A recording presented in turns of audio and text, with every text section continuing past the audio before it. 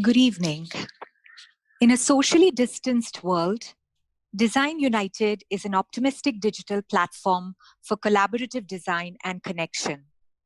In a socially distanced world, Design United is an optimistic digital platform for collaborative design and connection. Design United was created in March 2020 during a period of intense lockdown and quarantine measures within the region.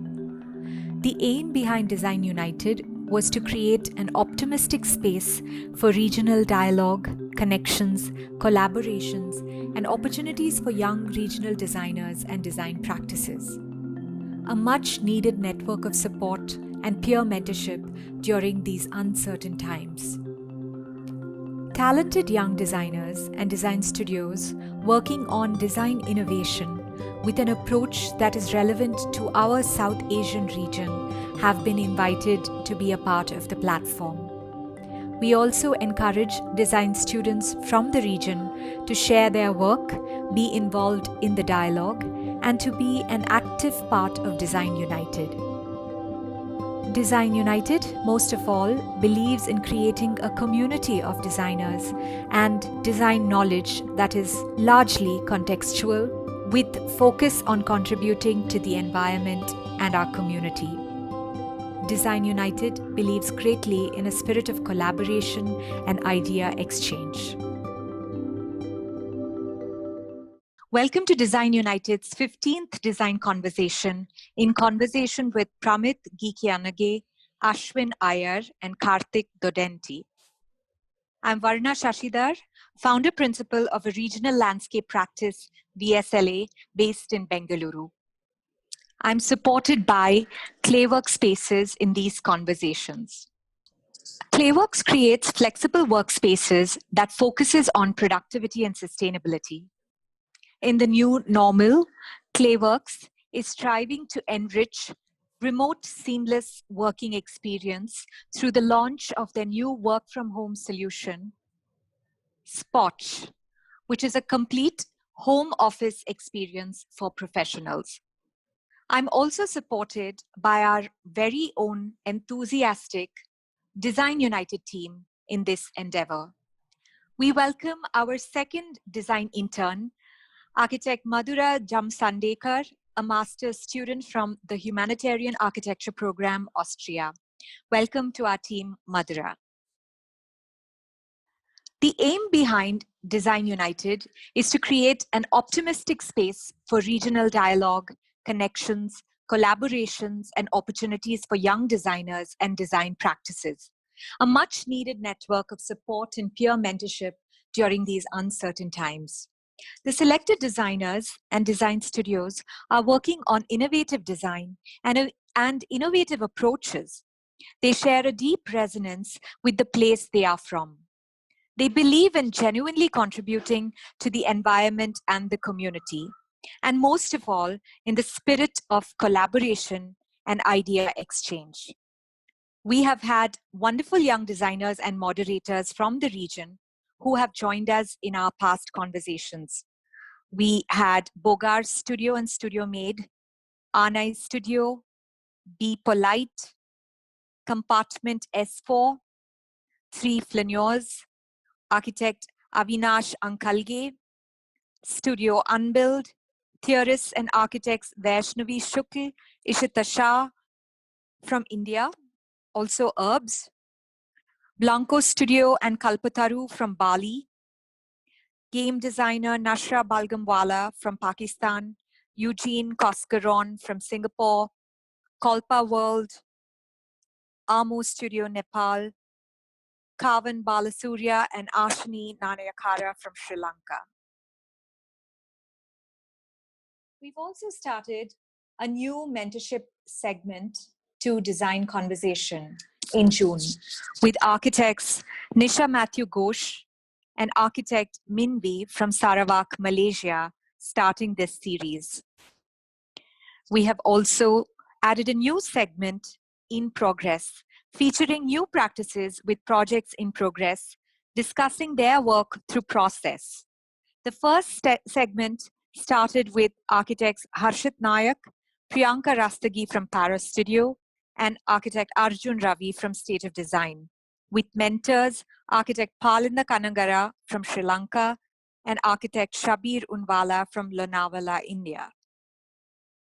Our second in-progress session will feature architect Naomi Parekh from Doros, Gujarat, sharing her project, and Ragul from Lemonade Factory, Coimbatore, mentored by architects Soumitra Ghosh and architect Hiranti Velandave from Sri Lanka. So please continue to join us every week on Saturdays at the same time, 4:30 p.m. for the conversation. With this background to Design United, an upcoming series of lectures, let's move to the much anticipated presentation and conversation with Sri Lankan artist Pramith Geekiyanage and architect Karthik Dondeti and artist designer Ashwin Iyer from Codebalé Studio, India. I'm delighted to welcome our presenting designers for this evening, joining us from Colombo and Bengaluru. Their presentation will be followed by a moderated discussion, so please do type in audience questions for our designers, which will be answered in the discussion that will follow the presentation.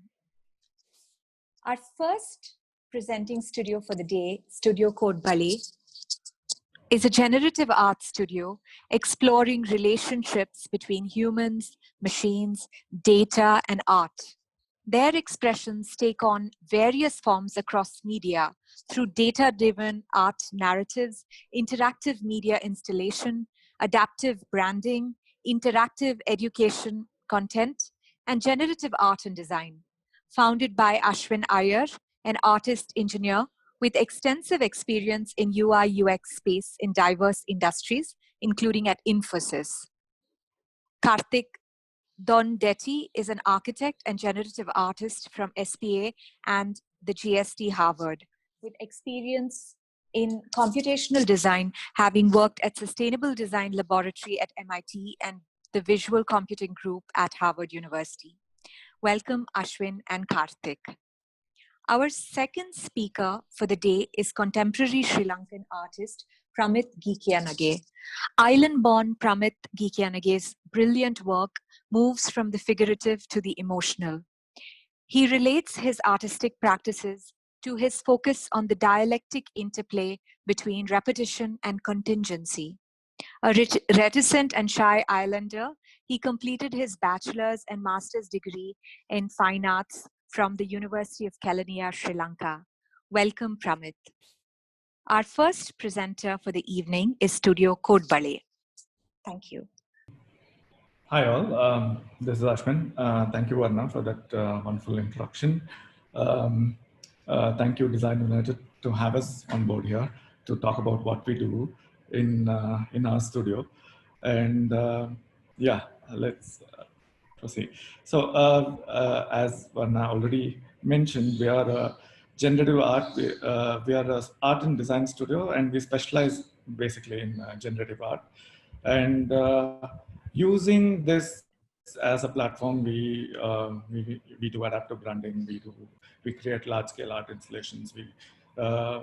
And we play around a lot with data, and we use it to mold our art forms. It forms one of our primary inputs to our art forms, which we will soon see during the course of this presentation.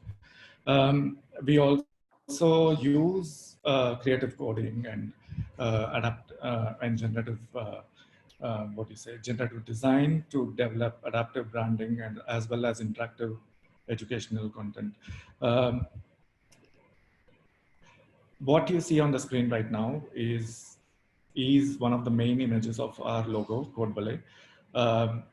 Karthik will be talking about it in a bit when we hit the section on what exactly is generative art in detail.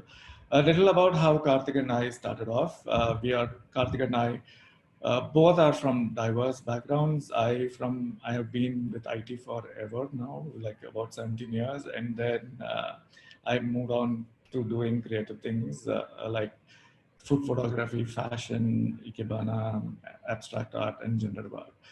Karthik, on the other hand, is a brilliant architect and then a computational designer, and we had the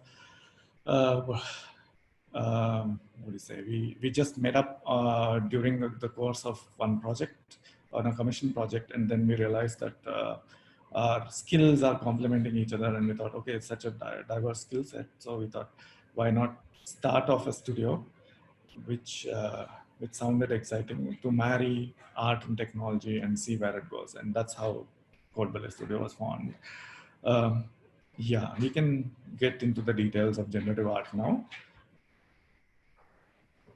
Thanks, Ashwin. Hello, all. This is Karthik. So this talk is structured into three large categories of sorts. So the first one, we're going to talk about generative art in general, just to give some introduction and to run you through the process of making this. And in the middle section, we're going to talk about data-driven art narratives. So where we leverage data from multiple domains, and we'll show you some examples of some of our work and the process of them while being generated. And the last section will highlight some of our physical installations that we set up, both commissioned and art exhibitions.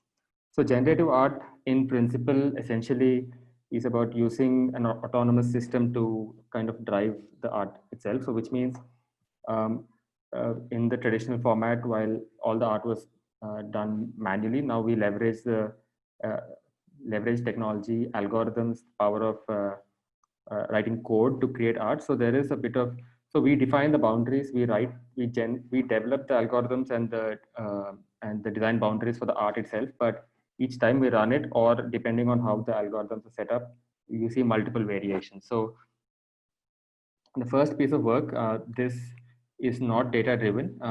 This is pure geometric in some forms.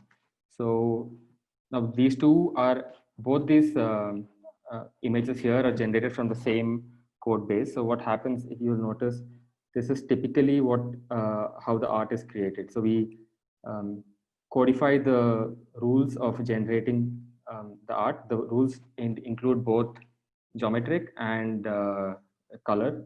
And in this case, this is one of those variations. So each time we run this, you'll see a different ideation.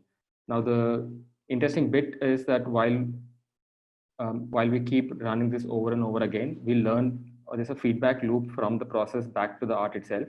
So we try constantly tweaking the algorithm itself while looking at the effect in real time, and then over a point of time, we freeze it, and then we generate multiple versions. So all the art we're talking about today follows this principle in one way or the other. It's not necessary that we have to program everything. We will show you some examples where it's there's a bit of a manual, more manual and less algorithmic. And then, of course, it's not, although most of our work is digital, there are physical implications, and we'll run you through those in a bit. So I'm going to skip ahead. So all of these are from the same process, or the same rule set that we've developed over time after multiple ideations and trying to tweak it. So Ashwin had mentioned earlier about our logo, and that itself is generative because we've designed this format of trying to represent the O in our Codebalé with mandala-like rotational symmetric forms. And again, this is generated through code. So each time we want to generate another version, we just run it over and over again. These examples, so these pieces of work are purely from mathematical expressions. So we've, so most of our work is also, it doesn't preclude that we have to develop our algorithms completely novel and new. We generously borrow concepts from mathematics, science, physics, biological systems, and so on. And in this instance, it's pure math, and that we've then superimposed with our own versions of trying to mix it with a certain imagery or color scheme of sorts. And also the mathematical expression generates new forms each time we run the process again. This one's slightly different from the rest of the pieces. So what's happening here is, instead of writing the code that generates the art directly, we have actually coded a tool to generate these mandalas. So the tool itself allows us to then manually layer multiple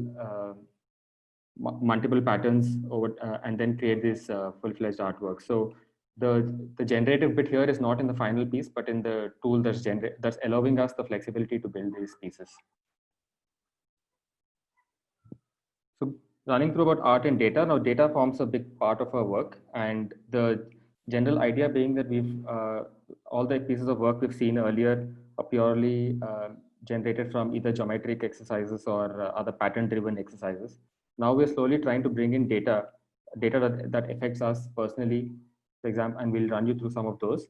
So the intent is that while the piece is being generated by a specific data set, the idea is that one, while consuming this piece of art, is able to experience the data not in terms of a typical data visualization, but more at a subliminal level. So for example, audio. So these two from specific pieces of music, I'm going to run one of them, and hopefully you'll be able to hear the audio and the piece getting generated.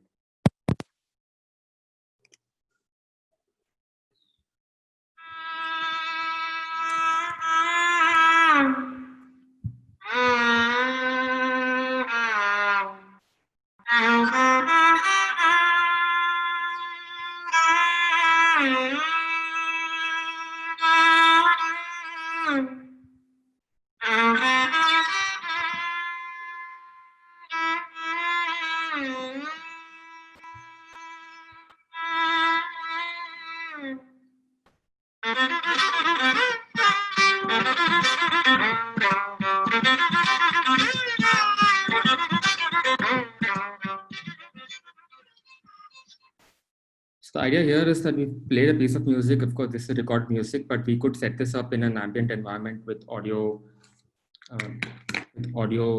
emitting in the environment, and then this could be generated in real time. So some of our artwork, actually most of our artwork is meant to be consumed in real time and interactive, depending on the users experiencing the space. So I'm going to skip ahead now.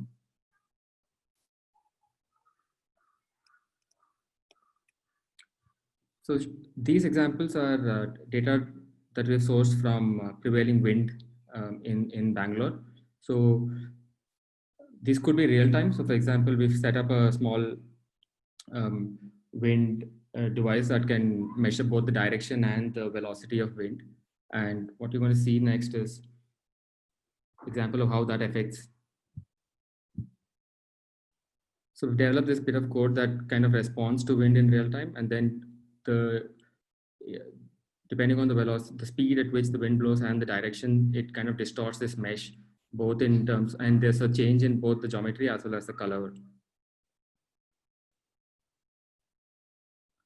So then the idea becomes that all of this are very unique because there's no, it's not replicable since it's driven by data that's very real time and in a short time. The next piece that this is actually a commissioned work that we set up in one of the apartment complexes in Bangalore. So this is Baswangudi, which is one part of Bangalore, where our the apartments are the kind. You see the structures there in the center. That's the site. So we've mapped the urban area around the buildings. I mean, sorry, around the apartments. So all those colored boxes you're seeing are existing buildings, and then we've run some simulations to compute the effect of direct solar radiation on the road. So which means depending on, and this is run for every hour of every day for the whole year. So we're trying to capture the essence of how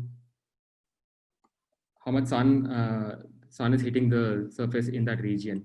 So this 3-minute long video, this is not, I mean, the data has been collected for over 24 years from Bangalore. And then we've used that to run fairly accurate scientific simulations. And those have been further translated into this art form of sorts. Now, when you stand, this is being screened on a 6x8 screen, 6 foot by 8 foot large screen. So when you stand in front of this, and over time, when you keep observing this, you will start noticing that certain months, there's a big jump in the way those boxes are extruding or coming out of the base surface. So the pace at which this extrusion happens is kind of indicative to the amount of sunlight that's hitting the ground surface.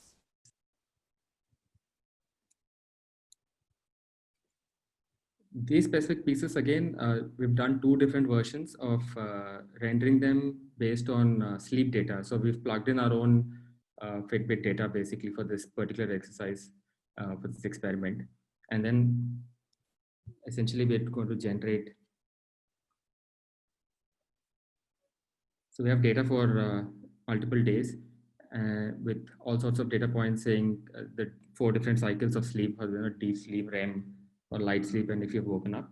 And again, it's very personal to the specific individual's data. And then obviously there's again the same thread that follows everywhere, that it's not replicable, and it's constantly changing and evolving.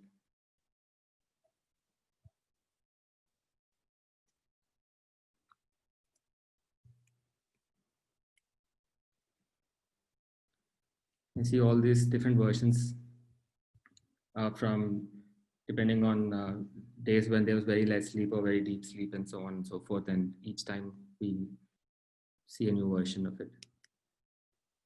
So far we've talked about digital installations, and those are real-time and interactive in some places, data-driven or not in some places. And now Ashwin will run us through some of the physical installations that we've set up using the same techniques that we've talked about so far. Yeah. So as Karthik mentioned, not everything needs to be on a screen, or not everything needs to be digital. So we take some of these things that are generated digitally or completely or partially, and then we try to put them in other different mediums to see how we can make other interactive installations. The first one, what we're going to see is called Invoking a Goddess. This is a commissioned installation that was done for a luxury apartment complex in Bangalore, and it combines heritage, luxury, and technology.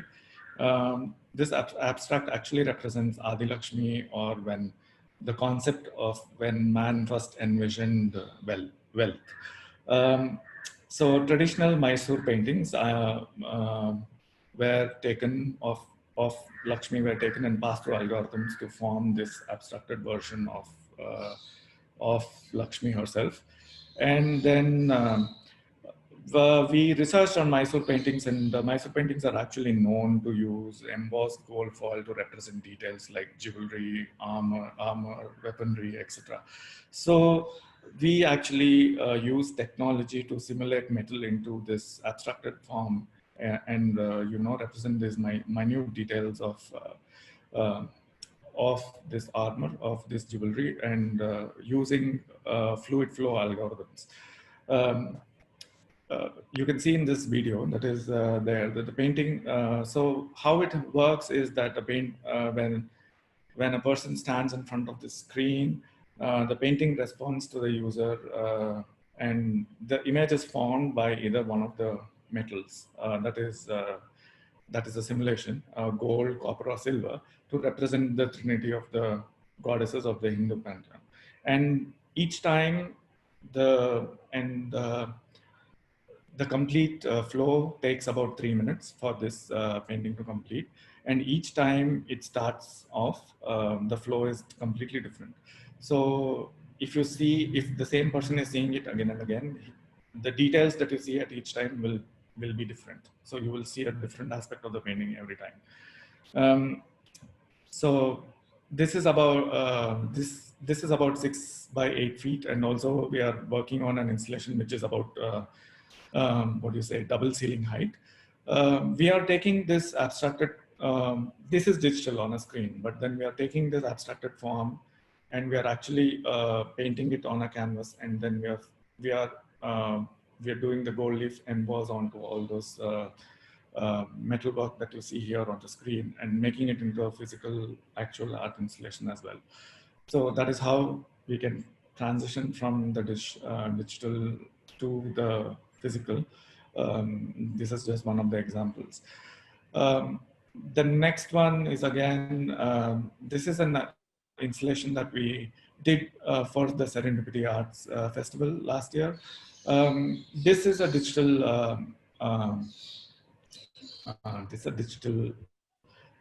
image and animation that we had created in our studio, and we use this, as you can see, this is just a 3D, and it is very bohos and has a circle and a square and a dotted line structure interacting with each other. It's a very simple algorithm that follows this, but when for Serendipity, we use this to create a 3D sculpture, which is evolving based on this algorithm using light. So when you so this image that is running real time, this animation that is running real time through code was projected from the ceiling onto a ground through a haze medium, and the light variations based on the design that is ever changing form that conical sculpture, and you know, you could see variations in, you could see thin threads of light, solid blocks of light interacting with each other, and people could walk through this, sit and, you know, interact with it and feel how it was. What feedback we got was, you know, when people walked through this and sat in the middle of it and could feel that light falling on them, changing, it was very surreal and meditative. Some of them gave us that feedback. So this is how it can transition from your computer screen to an actual sculpture like this.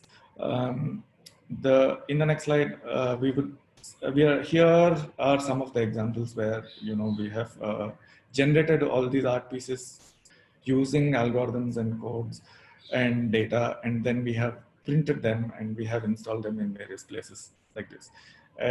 These also can transition into digital screens where they're again ever morphing, or they can be static prints on canvas like this. Yeah, that's about Codebalé and the work we do in Codebalé. I would like to just say something about our name, the Codebalé. Those of you who are from Karnataka and Bangalore would know that Codebalé is a very popular snack that you eat in Karnataka, and it generally in Kannada it means you know, bangles made of horns, because you make cylindrical dough pieces and then you invert them. I mean, you bend them to make circular structures, donut-like structures. So the whole process of making this snack itself is generative, because every time you roll the dough and you join the two ends to form this donut structure, the process is the same, as in the algorithm is the same. You are just rolling and then you're joining the two ends to form a circular structure, but no two circular structures are the same. There is always something inherent from the process that has come and then made it into something unique. And that is the essence of generative art, where the system itself adds its own nuances to it, even though it is following the same algorithm again and again. On that note, I end our presentation. Thank you so much again. Thank you, Ashwin and Karthik, for such an interesting presentation, including the story to the name of your studio, and also your very interesting work that combines art, nature, mathematics, and data. Thank you very much. I would now like to request our second presenter for the day, Pramith Geekiyanage, artist from Sri Lanka, to please share his presentation. Thank you.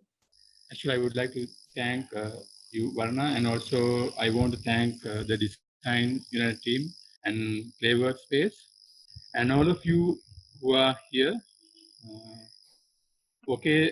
So I'm Pramith Geekiyanage. I'm an artist, a painter. Before I start to talk about me, I would like to say a bit about the field I am in. I think Sri Lankan art field used to be highly traditional, but now with contemporary art, it's exploring new areas. We have well-established artists in the areas of performing art, digital art, video installation, etc. Canvas is the main common form in the field, but the medium that have been applied on canvas are always changing. I think the areas to experiment and discover are still high in Sri Lankan context. So now I'm going to tell about my story. So as you can see, my paintings mainly follows a symmetrical form. This has been my main style for last 5-6 years now. Before go into depth about this current work, I'd like to start from where I began. Way back around 2005, I started painting and working as a street artist. At that time, I was just starting as a university student. I was far more interested in creating paintings, not so much on a specific concept or philosophy. My main interest was the human figure. So even the forms and color palette is most of my earlier paintings revolve around the human form. But I wasn't academically trained as a painter. Even in the time as a university student, my discipline was design studies. But I was fascinated by the forms I can create based on the human figure. And also, I continue working this way. I always wanted to experiment more with my page, canvas. These are some of the page layout technique I experiment and I did on composition. This led me into working in a new series. As you see, this new series follow a limited color palette and a geometrical severe composition and interconnected with smaller detail like text, pattern, scratch, and line. Later, they transitioned into a combination of my early works. I was highly satisfied by this result, and I was settled with this for a while. But I think this process subconsciously educated me that the constant experiment was the only way to go on. More I worked on the outer natural form of the figure, they became a mask-like cover of what I really wanted to capture. Increasingly attempting to capture the inner form, even though I couldn't define it as the spiritual form or an energy using the language.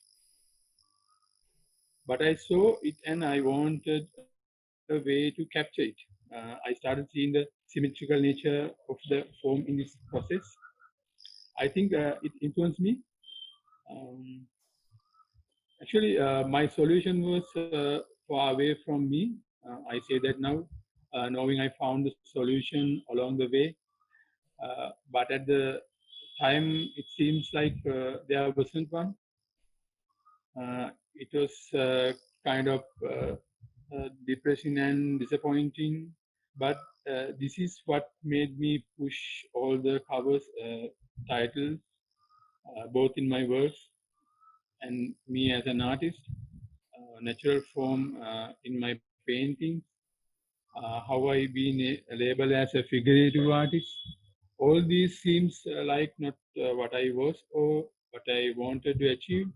Then I wondered, why don't I drop all these outer complexity? For example, the inner politics and the claiming I saw in the local fine art field. I wanted to take something simple and common. I should mention that by this time, as a design student, I was highly influenced by that I learned academically. I was far more comfortable with technical process of ink and printing because of that. Ink blot technique is a well-known pattern making technique. I wanted to take something like that, kind of a challenge, kind of escaping the formal boring way of painting tradition. First ink blot experiment were on women. The results were obviously unintentional. But the energy I gained through the process was phenomenal. So I kept on working. As I continued to work, I observed what I search, what make our mind settle or unsettle. Also, I research on the relevant literature, especially on Herman Rorschach ink blot test. So more I work on this, I naturally start paying attention to the composition, planning the patterns, observing myself in the process. So this is where I work, my studio. I follow the inkblot methodology. Actually, it's a very simple technique. Most of us has done this in our childhood for fun. Same like how you would use ink on paper to create inkblot. I use acrylic on canvas. I have improved the method to have at least a limited control over the composition in ink spread, and have increased the number of layers I add to each work. It's impossible not to have a preconceived idea about the patterns I am able to create. There is a obvious repetition too, yet until I see the final work, I am unaware how it will look like. I have thrown away a lot of completed canvas just because I am not happy about them. In Rorschach test, inkblot are supposed to invoke emotion in the viewer. Funnily, the patterns I create this process evoke emotion in me, the artist. Actually, it's hard to describe the joy, the disappointment, anger, fear, amazement I go through when I'm doing this process. I think in every one of these paintings is revealed motif, an image, an imprint on our lives and personal memories. So the ongoing themes, what keeps me going is the repetition and contingency in this process, and how it causes emotion in me, the artist, and then in my audience. If I talk more about my concept, life also full of repetition and contingency.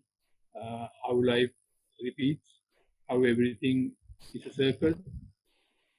At the same time, no matter how much we plan, result is never the exact thing we thought. Also, time to time, there was more prominent philosophies I wanted to search. I think those are what became my series. If I go through them briefly, Symmetry in 2005 and 2016, Heavenly Bodies 2018, The Void at the Center of Being 2019. These are from my Symmetry series.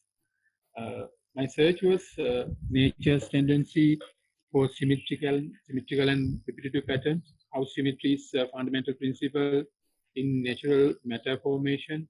I use flat colors for the background because I didn't need to create a depth there. I wanted the pattern to be the main focus. I worked with transparency of the patterns. Also, I started working with new colors out of my usual color palette in my figurative painting. I remember how much I enjoy the process. This is one of my exhibition I held on Saskia Fernanda Gallery in 2015. By the time I was doing Heavenly Bodies, this is my Heavenly Body series work, I was heavily into Western and Eastern philosophy. I'm not religious or a dogmatic person, but I wanted to question. Well, I think the ability to question the spiritual inner being comes from not being dogmatic. In this series, my search was for that spiritual being. How I can visualize it technically. I focus on the space, the illusion of depth, also on how the main subject of each painting resemble an actual form, a being. For the first time, I start working on out-of-frame composition as well. Later, I realized that we are unable to experience a spiritual being. The inner being, a central axe, same like in my symmetrical painting, which are based on a central point we can never observe or visually capture. I think the inner being central acts exists only by what appears around it. Lastly, this is my ongoing project. It's started from my need to see my main subject in three-dimensional. Actually, after Heavenly Body series, I started seeing three-dimensional form in my painting. Because in that I connected patterns to look like a being in a space with depth. I researched on what technique to use. I thought of modeling it manually. Sorry. Sculpting something manually while maintaining the symmetrical form wasn't very practical. Then I turned to 3D modeling. Finding user-friendly, less complicated software for that was very easy thanks to internet. Before I started 3D modeling, I sketched a lot. This is my ingot picture. I see a three-dimensional form the moment I see my ingot. I wanted to maintain that. I don't want to harm it by overdoing the sketches. I use a simple modeling software called Sculptress. I find that process very easy. These are the models I create. Actually, I wanted the finished product as a 3D print, but it's not financially practical at that time for me. But I am still working on that. Meanwhile, I tried to alternative methods. I thought to model it slice by slice using styrofoam. I slide by 3D model by using slices of there. I laser cut the profile into styrofoam and create the main form. Finally, I fill the lines manually using plaster of Paris. These are the progress photos that and this is the final work. Still, I'm looking forward for 3D print and also working on more durable materials like metal. That's where I'm at now. Thank you all for your patience and letting me share my journey. Thank you very much. Thank you so much, Pramith. Despite your reticent nature and your previous apprehension about presenting in English, this is his first English presentation. We're so happy that you were able to share your beautiful work with us and the technical process of creating your work and your philosophy. Thank you, Pramith, Ashwin, Karthik, for sharing your work. With this, we open our session for conversation.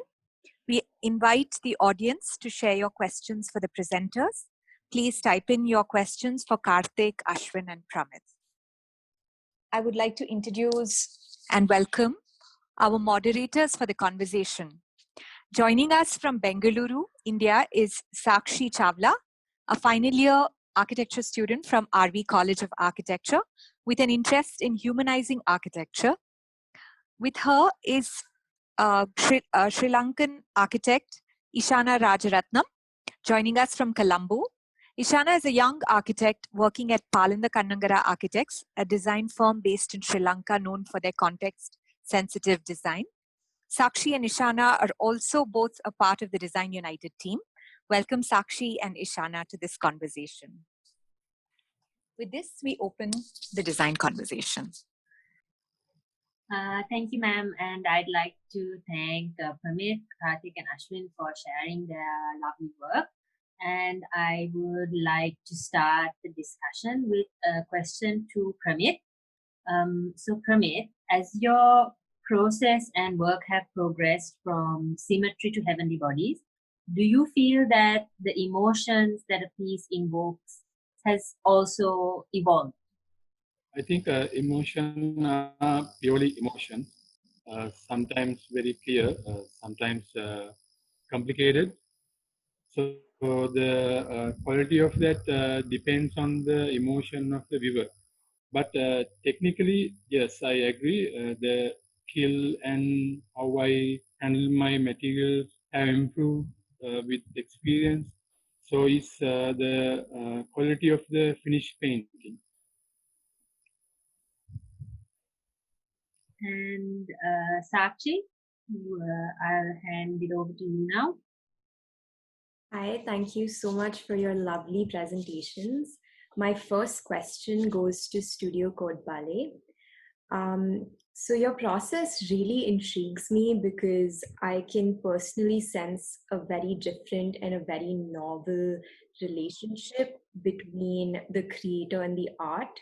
It's almost as if the connection is completely redefined because of the introduction of a collaborator, which is the computer. So I want to know that my question is that are you generally in full control of what your final product, you know, envision what your final product is going to be, or is there like an element of like a pleasant surprise? Because you also mentioned that no two pieces are exactly the same, and because this is a complete expression of mathematics or science or physics. Yeah, so the nature of generative art itself, right? It's completely, it's the computer, we're not in total control of the computer, because then we're just substituting the traditional art form process into the digital medium. I mean, I'm just using the computer to literally translate what you want to create. So in our work, at least so far, and I think this is going to be the case, is that we see the computer as a partner in a creative design process or an art process. And if you asked about the pleasant surprises, in fact, that I think is the backbone of all this exercise. What makes it really exciting and interesting to us, because everything that we do is it's surprising. I mean, the whole process is like a feedback loop. We do something. We start off with some premise, start trying to, between Ashwin and I, we obviously with our diverse backgrounds, we look at it in different ways, try and put together a framework of sorts as to what we want to visualize or create in this process, and then start codifying it. But as soon as we codify and see the results, then there's a new understanding and interpretation of that, and then we keep modifying that over and over until we are we feel there's an interesting balance of what we anticipated and what's being generated because of the randomness. Yeah, for example, if you take that math art that you see, which has all those various colors, we really have we've gone through various iterations. We have just fed the colors into the system. We have gone through various iterations on how those colors will map, but the colors are still chosen at random or through a process. So it's very pleasant how the computer just chooses red and then orange. We wouldn't have anticipated that, but then it just chooses that, and then you see this wonderful pattern emerging or this beautiful color combination emerging. So it is a beautiful surprise sometimes, and sometimes it's not. But most of the times, if you control the algorithm, like you run different iterations of it, and then you tweak things and then you modify it, you can achieve a percentage of where you get most of the iterations are beautiful. That's lovely. It's lovely to know that you have that moment of serendipity with the computer.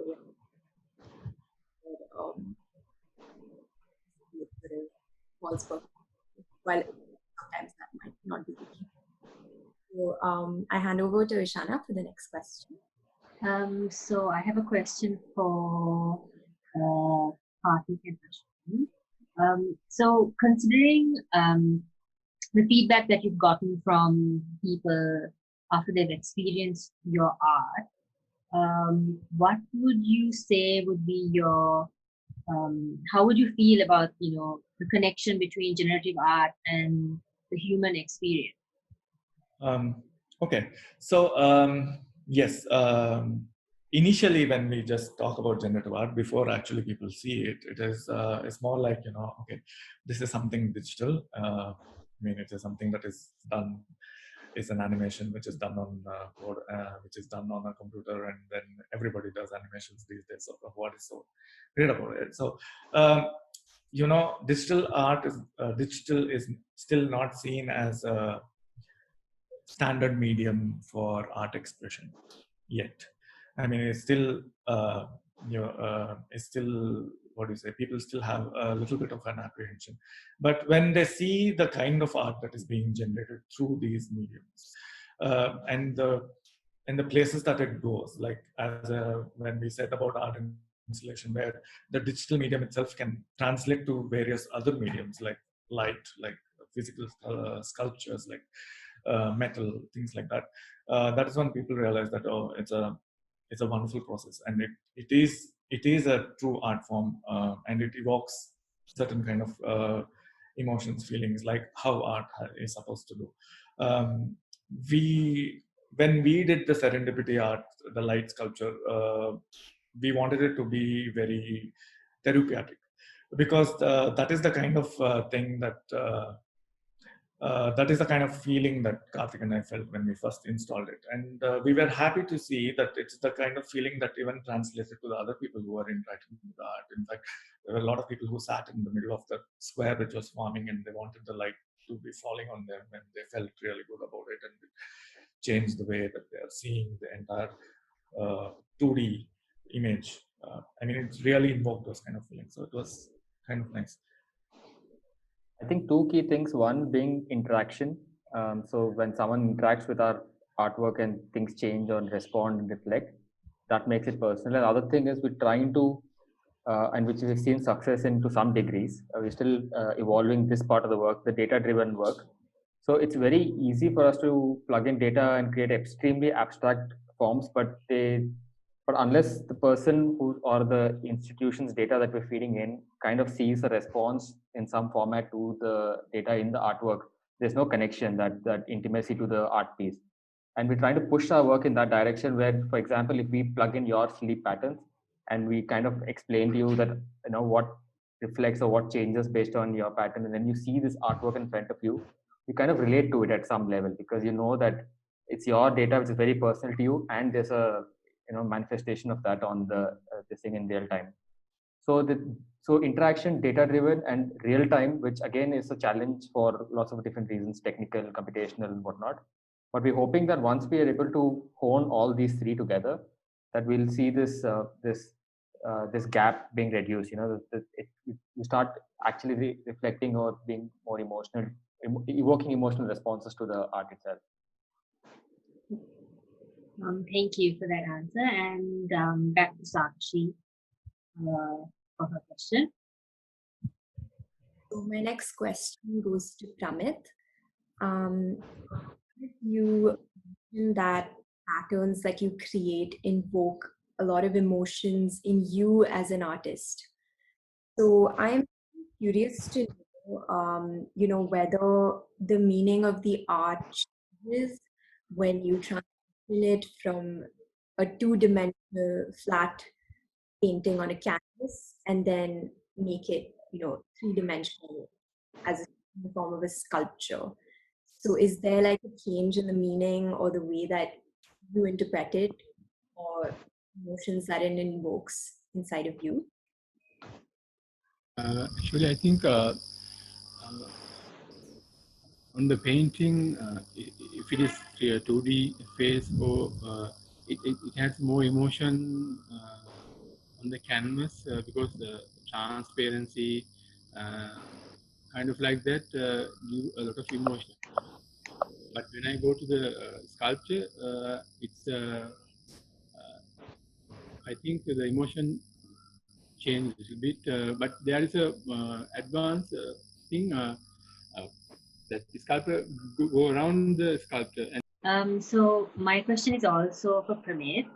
So as an artist who primarily uses your hand as a medium to convey your art to the canvas, how has the experience of using a computer software been for you in visualizing your art and delivering art, especially because you do have a background in design studies, and you are familiar with, I think, 3D Max and other 3D softwares?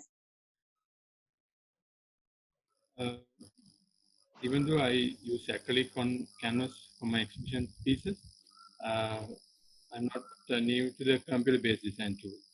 As a university student, I studied with them. This have made me comfortable in handling new design software as well. I need something to be familiar with the tool.